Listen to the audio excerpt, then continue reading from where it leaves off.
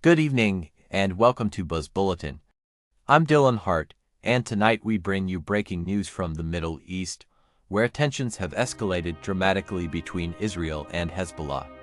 In a series of intense airstrikes, Israel has launched what it calls preemptive attacks across southern Lebanon, aiming to disrupt a large-scale rocket and drone offensive planned by Hezbollah.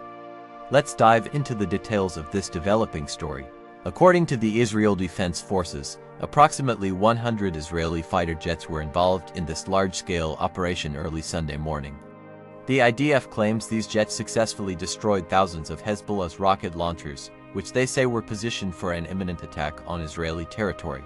The strikes targeted more than 40 different locations in southern Lebanon, including areas like Beaufort Castle, Ain Qana, and the outskirts of several other towns.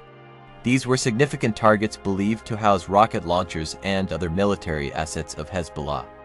The Israeli military stated that these operations were part of a broader strategy to neutralize threats and ensure the security of its citizens. But despite Israel's efforts to prevent an attack, Hezbollah announced that they still managed to fire around 320 rockets and drones into Israel. They described this barrage as a direct response to the assassination of one of their senior commanders, Fuad Shukr, who was killed in a previous Israeli strike in Beirut at the end of July. In response to these developments, the IDF reported that one Israeli Navy soldier lost his life in the line of duty. Video footage from the region showed the Iron Dome missile defense system intercepting many of these incoming rockets, lighting up the night sky with explosions. The Israeli government has insisted that all drones launched by Hezbollah were intercepted and neutralized, preventing what could have been a catastrophic attack on strategic locations within Israel. Now, let's talk about the broader context. This latest exchange of fire comes after 10 months of heightened tensions between Israel and Hezbollah, exacerbated by the ongoing conflict between Israel and Hamas in Gaza, which began back in October. Since then, there have been almost daily exchanges of fire across the Israel-Lebanon border, raising fears of an all-out war. The origins of this escalation can be traced back to early October when hostilities between Israel and Hamas reignited. In solidarity with Hamas, Hezbollah, which is also backed by Iran, has ramped up its activities along the Israel-Lebanon border. The death toll has been rising steadily. Lebanon's health ministry reports over 560 deaths, primarily Hezbollah fighters, while in Israel, 26 civilians and 23 soldiers have lost their lives. In a televised address, Hezbollah's leader, Hassan Nasrallah, claimed that their recent rocket attack successfully targeted a military intelligence base deep within Israel, nearly 110 kilometers into Israeli territory, and just about 1.5 kilometers from Tel Aviv.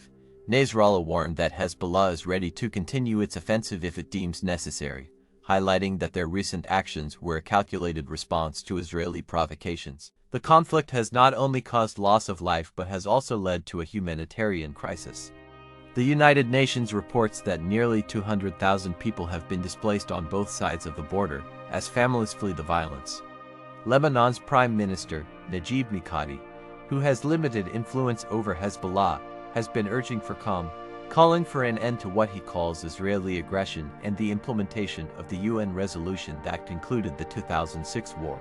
The international community is closely monitoring these developments. The United States, underlining its strategic interest in the region, has been actively working to prevent further escalation. The White House National Security Advisor, Jake Sullivan, has expressed hope that the recent violence does not spiral into a broader regional conflict. The U.S. is pushing for a ceasefire agreement in Gaza, believing that such a deal is crucial to de-escalating tensions along the Israel-Lebanon border.